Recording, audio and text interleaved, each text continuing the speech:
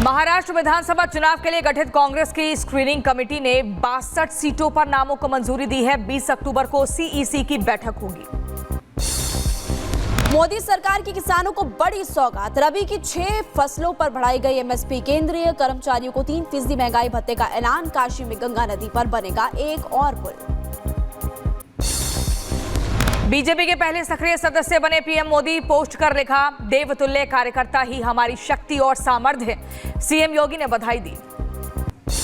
UP की राजधानी लखनऊ के लिए सीएम योगी का बड़ा ऐलान। लखनऊ को मिलेगा इंटरनेशनल एग्जीबिशन कम कन्वेंशन सेंटर का उपहार। बीजेपी नेता सतीश पुनिया ने कांग्रेस पर साधा निशाना और बोले, हरियाणा में बीजेपी की नीतियों की जीत थी। कांग्रेस अपनी हार को लेकर ईवीएम पर दोष दे रही है। ये हास्यास्पद सी बात है कि कांग्रेस इस चुनाव की जीत को और अपनी हार को ईवीएम और ईवीएम की बैटरी को दोष दे रही है। लेकिन मुझे लगता है कि जो परिस्थितियां थी, और हम निश्चित रूप से आज एस्टेब्लिश पार्टी हैं, लेकिन उस हार को कांग्रेस पचा नहीं पा रही। यूडीएफ के नेता मौलाना बदरुद्दीन अजमल का चौंकाने वाला दावा। वक्फ बोर्ड की जमीन पर बना है संसद भवन। संसद से लेकर एयरपोर्ट तक सब वक्फ की जमीन पर बना। वक्फ बोर्ड बिल को लेकर बोले सपा सांसद धर्मेंद्र यादव, वक्फ बोर्ड की संपत्तियों पर बीजेपी की निगाह। बिल का पुरजोर विरोध करेंगे। इस संपत्तियों पर बीजेपी के लोगों की निगाह है। रक्षा की संपत्तियों पर हुई, रेल की संपत्तियों पर हुई, अब वक्फ की संपत्तियों पर भी है। ये समाजवादी पार्टी इस बिल का पुरजोर विरोध करती है। आपको जानकारी दे दें कि यूपी सरकार के फैसले का स्वागत किया गया। कहा, खान पान को लेकर लाया जा रहा है जो कानून वो बिल्कुल सही है। सख्त कानून बनना चाहिए ताकि इस तरह के मामले फिर से दोबारा ना हो। ये किस तरीके के कानून बने, क्योंकि जिस तरीके से खान पान को लेके पूरी तरीके से लोग उसके अंदर थूकते हैं और उसके अंदर गंदगी करते हैं, तो उसके ऊपर पूरी तरीके से रोक लगना चाहिए। लखनऊ में प्रियंका गांधी के खिलाफ बयान देने पर भड़के कांग्रेसी। योगी के मंत्री दिनेश प्रताप सिंह के आवास पर पोती कालिक। केंद्र सरकार का बड़ा फैसला, वीआईपी लोगों से हटाई जाएगी एनएसजी सुरक्षा। सूत्रों के हवाले से खबर, अब सीआरपीएफ जवानों के हवाले होगी वीआईपी सुरक्षा की कमान। राजनाथ सिंह, योगी आदित्यनाथ समेत 9 नेताओं की वीआईपी सुरक्षा से हटेंगे एनएसजी कमांडोज। सीआरपीएफ के जवान संभालेंगे कमान। उत्तराखंड में थूक जिहाद पर सख्त सीएम धामी। उत्तराखंड पुलिस के बाद अब एफडीए ने भी कसा शिकंजा। दोषियों पर 25,000 रुपए से लेकर 1 लाख रुपए तक का जुर्माना लगेगा। भारत के कड़े तेवर के बाद बैकफुट पर कनाडा की सरकार। निज्जर मामले पर जस्टिन ट्रूडो का बड़ा कबूलनामा। कहा, आरोप लगाने से पहले भारत को सबूत नहीं दिए। आतंकी गुरबंतवंत सिंह पन्नू का कबूलनामा। कहा, कनाडा के पीएम जस्टिन ट्रूडो से सीधा संबंध। भारत के खिलाफ मैंने दी जानकारी, ट्रूडो ने मेरी जानकारी पर की कार्रवाई। कनाडा के प्रधानमंत्री ट्रूडो की गवाही के बाद विदेश मंत्रालय का बयान। भारत कनाडा संबंधों को ट्रूडो ने नुकसान पहुंचाया है। ट्रूडो को आधारहीन दावों के लिए जिम्मेदार ठहराया। भारत कनाडा के रिश्तों पर कांग्रेस सांसद चरणजीत सिंह चन्नी का बड़ा बयान। कहा कि सरकार कनाडा के साथ रिश्तों को सुधारे। पंजाब के लोग बहुत बड़ी संख्या में कनाडा में रह रहे हैं। कनाडा विवाद पर बोले कांग्रेस नेता जयराम रमेश, कनाडा के मामले पर रुख स्पष्ट करे सरकार। राष्ट्रीय सुरक्षा और विदेश नीति पर देश का एक होना जरूरी।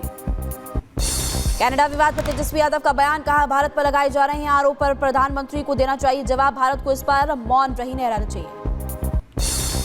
उत्तर प्रदेश के देवरिया में मूर्ति विसर्जन के दौरान विवाद। विशिष्ट समुदाय के एक युवक ने जानलेवा हमला किया। कार्यक्रम में शामिल लोगों ने हंगामा किया।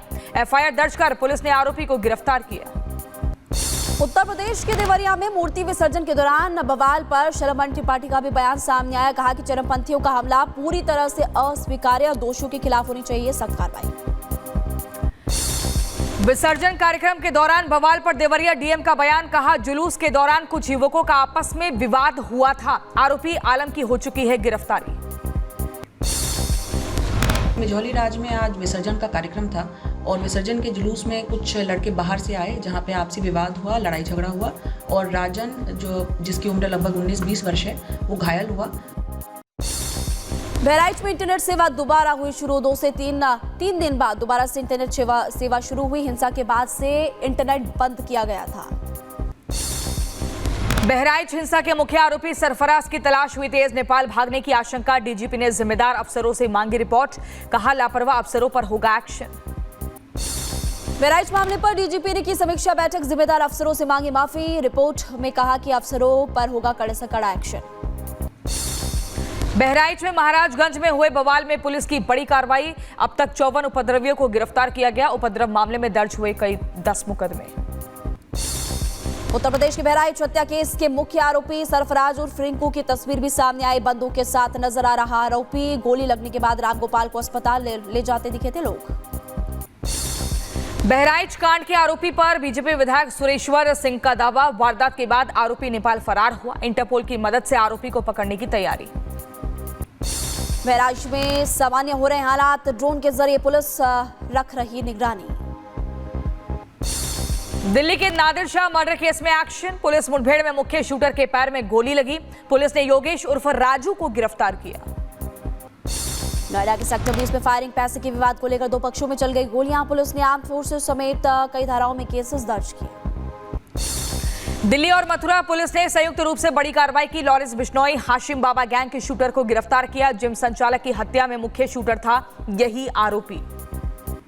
बाबा सिद्दीकी हत्याकांड में बड़ा खुलासा। गुरमेल धर्मराज को हरीश के जरिए पैसे भेजे गए थे। प्रवीण और शुभम ने ये पैसे भेजे थे। गुरमेल और धर्मराज ने यूट्यूब से सीखी थी शूटिंग।